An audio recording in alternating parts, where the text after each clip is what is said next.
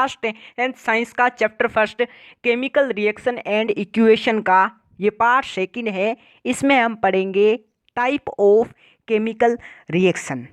अगर आपने part first नहीं देखा है तो डिस्क्रिप्शन में लिंक है, जाइए और उसे देखिए, ठीक ना। तो इसमें हम रिएक्शंस के जो भी टाइप है वो डिस्कस करेंगे। तो हम स्टार्ट करते हैं। तो ये सब हमने सब एक्टिविटीज़ पढ़ ली है। हमारे चैनल पर आपको एक्टिविटीज़ भी पढ़ाई जाती है और एनसीईआरटी की बुक से पढ़ाया जाता है। और आप दूसरे देखते हो ज़्यादातर तो सब अपने नोट्स से पढ़ाते हुए, नोट्स से एकदम क्वेश्चन नहीं आते ना। हमारे एनसीईआरटी बुक से जो आपको पढ़ाया जाता है ये आप पढ़ लो, आपके फुल मार्क्स आ जाएंगे। तो अब आओ, ये सब हमने क्वेश्चन भी आपको सोल्व करवाते साथ साथ में। अब हमारा टॉपिक है टाइप ऑफ केमिकल रिएक्शन, ठीक ना। केमिकल रिएक्शन में देखो टाइप है 5-4 जो कि हम 10 में पढ़ने वाले हैं। सबसे पहले तो एक कम्बिनेशन रिएक्शन आपकी स्क्रीन पर आगे आ रहे होंगे। कम्बिनेशन रिएक्शन है सबसे पहला टाइप। दूसरा है डीकम्पोजिशन रिएक्शन, और हमने डीकम्पोजिशन रिएक्शन को 3 भागों में डिवाइड कर दिया है। Thermal decomposition reaction, photolytic decomposition reaction and electrolytic decomposition reaction. आपको दिखा देता हूँ, ये सब हम पढ़ने वाले हैं कम्बिनेशन रिएक्शन के बारे में, ठीक ना। और आगे अभी यहाँ पर आप चलो, फिर आएगा डीकम्पोजिशन रिएक्शन के बारे में। कम्बिनेशन रिएक्शन के बाद में आएगा डीकम्पोजिशन, और डीकम्पोजिशन को 3 भागों में, थर्मल डीकम्पोजिशन है ना, इलेक्ट्रोलाइटिक डीकम्पोजिशन, फोटोलाइटिक डीकम्पोजिशन और ये रहा डीकम्पोजिशन, ठीक ना। और फिर हम पढ़ेंगे डिस्प्लेसमेंट रिएक्शन के बारे में, ठीक ना। ये रहा फोटोलाइटिक डीकम्पोजिशन, और फिर डिस्प्लेसमेंट के बारे में पढ़ेंगे। और हम डिस्प्लेसमेंट रिएक्शन के साथ एक प्रेसिपिटेट भी पढ़ेंगे, और फिर पढ़ेंगे डबल डिस्प्लेसमेंट रिएक्शन, ठीक ना। और फिर पढ़ेंगे ऑक्सीडेशन एंड रिडक्शन रिएक्शन, और इसके साथ में ही हम पढ़ लेंगे रेडॉक्स रिएक्शन, और फिर पढ़ लेंगे affect of oxidation in daily life. ये टॉपिक पढ़ लेंगे। कॉजन एंड एसिडिटी टॉपिक के लिए हो जाएगा। हम इस लेक्चर में पढ़ने वाले हैं कम्बिनेशन एंड एक्सोथर्मिक रिएक्शन। जो कम्बिनेशन की जो भी रिएक्शन है ना, कम्बिनेशन रिएक्शन की, वे सब एक्सोथर्मिक रिएक्शन में आती, और डीकम्पोजिशन की जो भी है वे एंडोथर्मिक में आती। तो आज हम ध्यान से पढ़ेंगे कम्बिनेशन रिएक्शन। देखो, सबसे पहले आपको डिफाइन बता देता हूं जो कि आपको नोट्स में रटवाई आती है। हम यहाँ पर उदाहरण के साथ समझेंगे। देखो यहाँ पर एनसीईआरटी की डिफिनेशन है, reaction in which a single product is formed from 2 और more reactant is known as combination reaction. यानी कि कम्बिनेशन रिएक्शन एक ऐसा रिएक्शन होता है जिसमें सिंगल प्रोडक्ट बनता है 2 या 2 अधिक रिएक्टेंट से मिलने के कारण। रिएक्टेंट उसे कहते हैं जो केमिकल रिएक्शन में पार्टिसिपेट करते हैं। जैसे कि ए प्लस बी क्या है, रिएक्टेंट है, तो प्रोडक्ट बनेगा ए बी। ये क्या है, कम्बिनेशन रिएक्शन है, ठीक ना, समझ लोगे। और देखो हम एग्जांपल ले लेते हैं आपको। ये देखो एक्टिविटी आपके 1.4, एक्टिविटी 1.4 में आपको क्या कहा गया है कि एक्टिविटी 1.4 में बताया गया है कि take a small amount of calcium oxide और क्वाइकलाइम इन ए बीकर। आपको स्मॉल अमाउंट में कैल्शियम ऑक्साइड लेना। देखो CaO होता है ना, उसको कहते हैं कैल्शियम ऑक्साइड, और CaOH2 होता है ना, उसको कहते हैं सेलेक्ट लाइम। ये आप याद रखना, जो कि कैल्शियम हाइड्रोक्साइड कहते हैं, ठीक ना। सबसे पहले एक बीकर लेना है, इसमें आपको ये कैल्शियम ऑक्साइड ले लेना है, ठीक ना। फिर उसमें स्लोली क्या ऐड करना है, वाटर ऐड करना है। फिर वाटर ऐड करने के बाद में आप देखो कि सेलेक्ट लाइम बन जाएगा, कैल्शियम हाइड्रोक्साइड बन जाएगा। फिर touch the beaker A shown in figure. फिर आप ये जो बीकर है ना, इसको टच कीजिए। टच करने पर आपको क्या होगा कि आपको जो पहले तो नॉर्मल टेम्परेचर था, ठीक ना, जैसा भी, अगर आप उसको ठंडी जगह पर वो ठंडा होता, और अगर आप जैसे ही इसमें ये सुविधा डालते हो, कैल्शियम ऑक्साइड क्वाइकलाइम प्लस वाटर मिला देते हो, तो कैल्शियम हाइड्रोक्साइड बनते ही, जो कि एक सॉल्यूशन होता है सेलेक्ट लाइम, ये क्या करता है, इसके कारण जो टेस्ट ट्यूब और जो भी बीकर है वो हॉट हो जाएगा, गर्म हो जाएगा, ठीक ना। Do you feel any change in temperature? Yes we feel change in temperature from normal to hot, ठीक ना, यही है, ठीक। ये किस लिए होता है, क्योंकि जो कैल्शियम ऑक्साइड वाटर के साथ रिएक्शन करने पर ये रिएक्शन हाईली एक्सोथर्मिक होता है, यानी कि इसमें आप लिखो प्लस हीट रिलीज होती है, ठीक ना। अब देखो इसी के साथ आपको बता दूं, कम्बिनेशन रिएक्शन के साथ भी एक्सोथर्मिक रिएक्शन इसी में आपके, ठीक ना। एक्सोथर्मिक रिएक्शन वे रिएक्शन होती है जिसमें एनर्जी क्या हो, एक्सोथर्मिक रिएक्शन वे होती है, एक्सोथर्मिक रिएक्शन वे रिएक्शन होती है जिसमें क्या हो, एनर्जी हो ना, एनर्जी एक्सोथर्मिक रिएक्शन ऐसी रिएक्शन होती है जिसमें एनर्जी हीट की सनलाइट, लाइट का तो सनलाइट और इलेक्ट्रिसिटी यानी कि इलेक्ट्रिसिटी, ऐसा रिएक्शन इन तीनों में से किसी एक फॉर्म में रिलीज हो, जिसमें एनर्जी क्या हो, रिलीज हो, वो होता है एक्सोथर्मिक रिएक्शन। ठीक ना। तो इसमें क्या हो रही है, एनर्जी रिलीज हो रही है, इसमें क्या हीट रिलीज होगी, तभी क्या ये एक्सोथर्मिक होगा, हाईली एक्सोथर्मिक इसलिए कहते हैं। ठीक ना। यहाँ पर लिखा हुआ है calcium oxide react vigorously with water to produce slaked lime calcium hydroxide कहते हैं releasing a large amount of heat, plus heat भी लिख सकते हो आप। ठीक, ये हुआ आपका एक्टिविटी 1.4 हो गई। और इसकी एक्टिविटी में टेम्परेचर में चेंज हम फील करते हैं, नॉर्मल टू हॉट होगा, और रिएक्शन पूछते तो रिएक्शन है ये लिख देना। ठीक ना सबे। ठीक, अब देखो डू यू नो में इस साल आपके डू यू नो में से क्वेश्चन आएंगे। ठीक ना, तो हम पढ़ लेते हैं इसको। देखो है solution of select lime produced by the reaction 1.13 is used for whitewash। ये जो हमने रिएक्शन 1.13 और एक्टिविटी 1.4 हमने जो करी, उसमें से हमने सेलेक्ट लाइम होता है कैल्शियम हाइड्रोक्साइड, उसको प्रोड्यूस करना सीखा। ठीक ना। Is used for white wash, जो कि वाइट वॉशिंग के लिए यूज किया जाता है। सेलेक्ट लाइम किसके लिए यूज किया जाता है, white washing of walls, white washing of walls के लिए। कैल्शियम हाइड्रोक्साइड को वॉल्स पर लगाने के बाद में calcium hydroxide react slowly with the carbon dioxide. ये क्या करता है, कार्बन डाइऑक्साइड के साथ स्लोली रिएक्ट करता है in the form of a thin layer of calcium carbonate.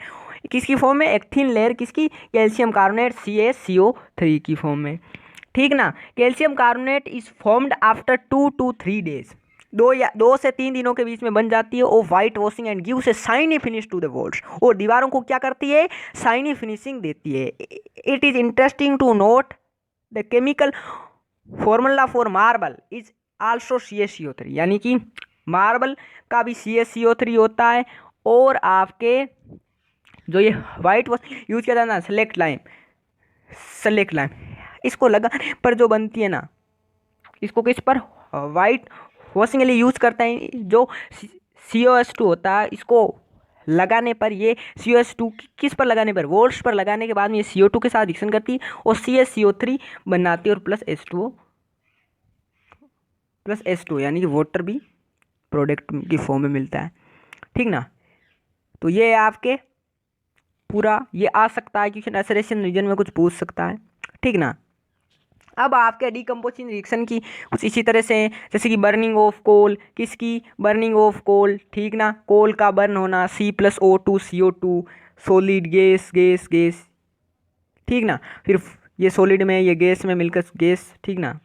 Carbon एक ले लो, कार्बन की जो डायमंड होता है उसमें कार्बन पाया जाता है, डायमंड को आप जला दो तो आपको कार्बन डाइऑक्साइड मिलेगी। तो इसमें हम प्रूव कर सकते हैं केमिकल रिएक्शन होने से पहले और बाद में जो प्रॉपर्टीज होती है वो डिफरेंट होती है। कैसे होती है, डायमंड कितना महंगा होता है, आप बेचोगे तो उसको कोई भी ले लेगा, पर कार्बन डाइऑक्साइड कौन लेगा, कोई नहीं लेगा ना। ठीक ना। वैसे ही ऑक्सीजन कितनी इंपॉर्टेंट है, कार्बन डाइऑक्साइड इतनी इंपॉर्टेंट नहीं है हमारे लिए, पेड़ पौधों के लिए हो सकती है।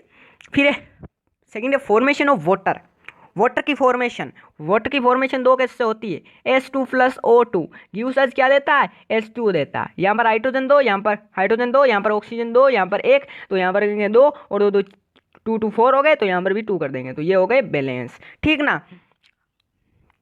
ठीक, और इसी तरह से इसमें कहा गया कि जो एक्टिविटी 1.1 की थी, we also observe that a large amount of heat is evolved, this makes the reaction mixture warm, reaction in which the heat is release along with the formation of product are called exothermic chemical reaction।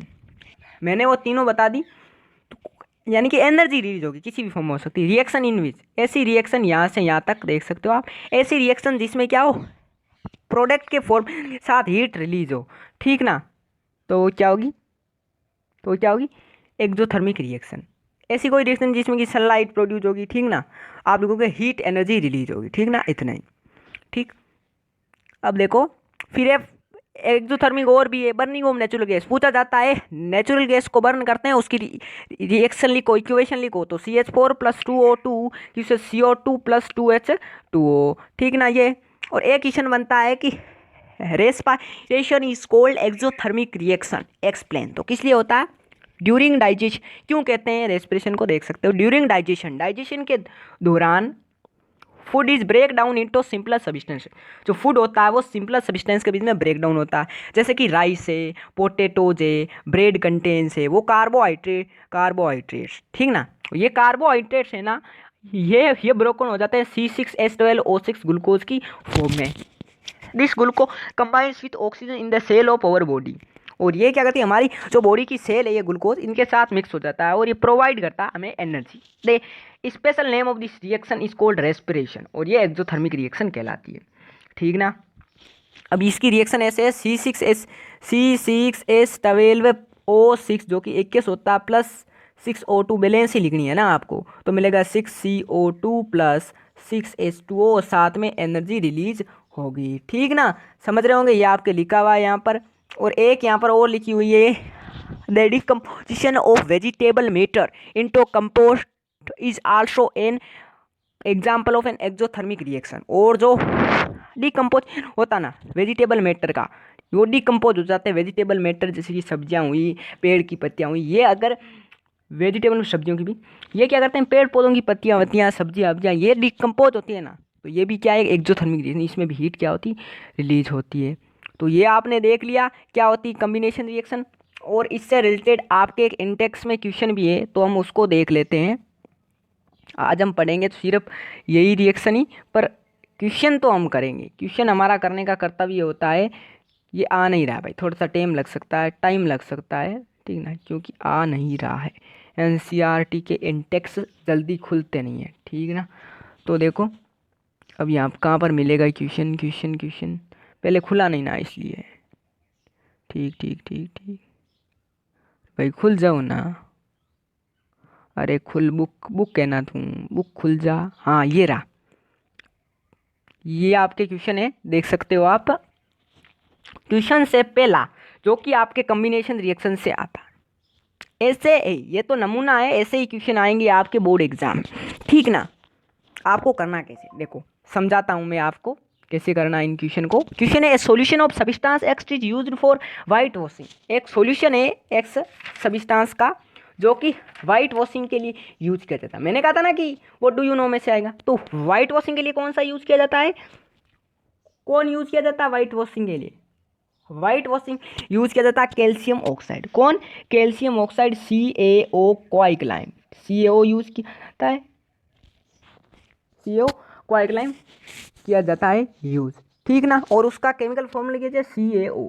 तो पहले का answer तो मिल गया कि CaO substance use किया जाता है, और इसका जो फॉर्मूला है वो मतलब सब्सटेंस पे कैल्शियम ऑक्साइड जिसकी क्वाइकलाइम कहते हैं प्याज से, और फॉर्मूला है CaO, ठीक ना, समझ चुके होंगे आप।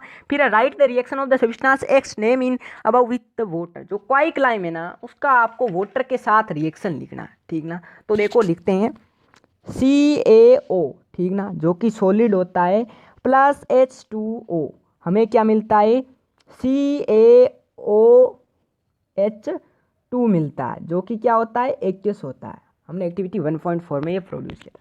अब देखो अब क्या करेंगे हम, ये CaOH2 है ना, ये रिएक्शन लिख देना। फिर अब कह देना कि हम CaOH2 में से कार्बन डाइऑक्साइड पास करवाते जाते हैं, यानी कि इसको कार्बन डाइऑक्साइड मिलती रहती है वाइट वॉश करने के बाद में।